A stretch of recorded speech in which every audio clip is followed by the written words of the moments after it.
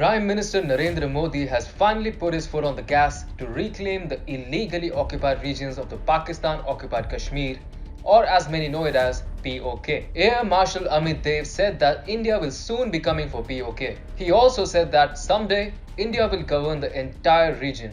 Now, this should send chills down Pakistan's spine, because PM Modi is planning a big surprise for India's terror-sponsoring neighbor. Hi and welcome. This is TFI English, the national socio-political analysis arm of the TFI Media Group. I am Siddharth, your host, and in this video, I will tell you about India's plans in regaining the Pakistan-occupied Kashmir. Let's begin. Pakistan should start counting its days, as Prime Minister Narendra Modi has put his foot on the gas pedal to take back the illegally occupied areas of Pakistan-occupied Kashmir. Reportedly, Air Marshal Amit Dev, Air Officer Commanding-in-Chief of Western Air Command, speaking at the 75th anniversary of Indian troops' Budgam landing, remarked that India will soon be coming for PoK and that someday it will govern the entirety of the region.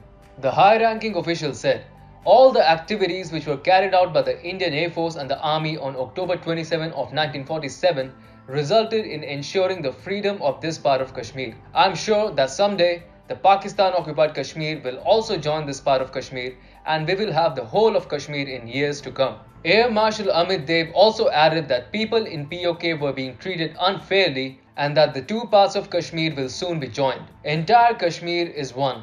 The nation is one. People on both sides have common attachments. Today or tomorrow, history will witness that nations come together. We do not have a plan at the moment, but God willing, it will always be there because people in Pakistan-occupied Kashmir are not being treated very fairly by the Pakistanis. Interestingly, the statements by the Indian Air Force and its top-ranking official come at a time when Union Home Minister Amit Shah visited the Kashmir Valley for the very first time since the abrogation of Article 370. It is pertinent to note that it is Narendra Modi government's outreach program under which Union ministers are travelling to the region, and Amit Shah's visit also comes under the same program.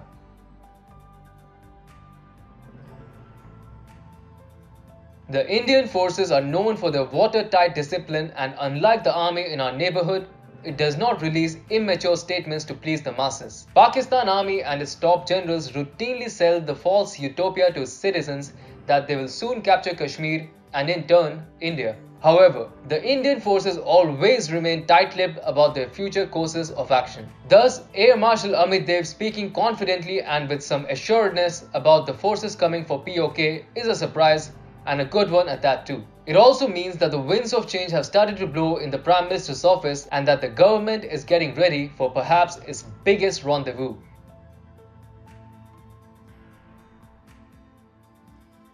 As reported by TFI, in 2019, Union Home Minister Amit Shah had asserted in the lower house of parliament after the abrogation of Article 370 that PoK and Aksai Chin are part of Jammu and Kashmir. He thumpingly said, "We are ready to give our lives for it." Amit Shah had added, "When I say Jammu and Kashmir, it includes PoK. Both Indian and J&K constitutions also say that the state is an integral part of India, and this gives us the right to form laws for the state, which includes PoK and Aksai Chin." Now, not many know about this, but 24 seats in the Jammu and Kashmir Assembly are left vacant for the people of PoK. Shah later reiterated his statement at a news channel event that PoK is an integral part of India, and a decision regarding its official inclusion as a part of the Union of India will be taken at the right time in the future.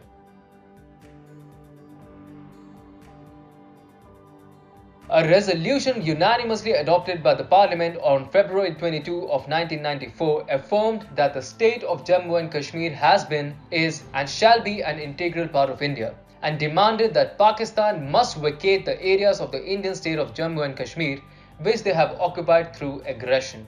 Contrary to popular belief, PoK is a rather small strip of land where the majority of Kashmiris are located.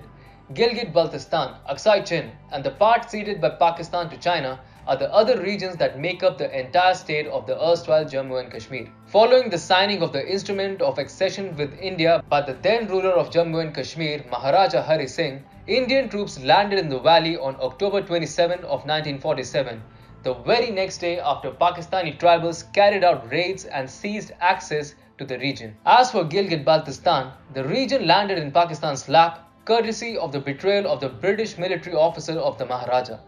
While Maharaja was signing the instrument of accession, Major Brown, sworn to protect the region, revolted and captured King's governor, Brigadier Ghansara Singh.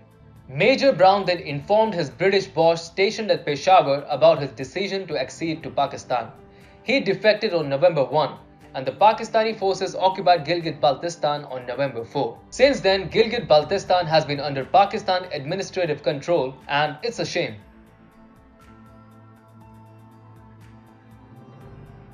However, with Air Marshal Amit Dev reiterating that India wants to govern the entire of Kashmir, it means that other than PoK, the forces could be planning to take back Gilgit-Baltistan as well. And if the operation is successful, they might also come for Aksai Chin, which was gifted to China by a certain Congress statesman. It was for precisely this reason that last year, IMD had made a significant move by adding PoK and Gilgit-Baltistan in its weather forecast. IMD has started referring its meteorological subdivision of Jammu and Kashmir as Jammu and Kashmir, Ladakh, Gilgit-Baltistan and Muzaffarabad. Now, Muzaffarabad is part of the illegal PoK, while Gilgit-Baltistan is also under illegal Pakistani occupation. Moreover, as argued by TFI, ever since Afghanistan fell to the Taliban, Pakistan has got the nod to shift its terrorist launchpads near the Indian border in PoK and Gilgit-Baltistan. It wants to ramp up its terrorist activities, sensing that the nuisance by Pakistani terror outfits could pose problems to India's internal security.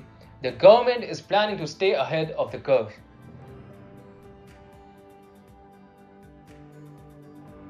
For taking back the illegally occupied territory of PoK, India already has a tried and tested playbook, that of the Indo-Pakistani War of 1971. India had assisted East Pakistan in its liberation war from West Pakistan, making a new territory of Bangladesh. One of the shortest wars in history, lasting just 13 days. The hostility had ended with the Eastern Command of the Pakistani military signing the Instrument of Surrender. India had showcased an excellent harmonious relation of perfect statesmanship and vigilant armed forces, and the same needs to be replicated once again. The Modi government has set the ball rolling, and given the astonishing track record this government has in achieving the unthinkable, this proposition seems like a challenge that the dynamic duo of Modi and Amit Shah will be hell-bent to overcome.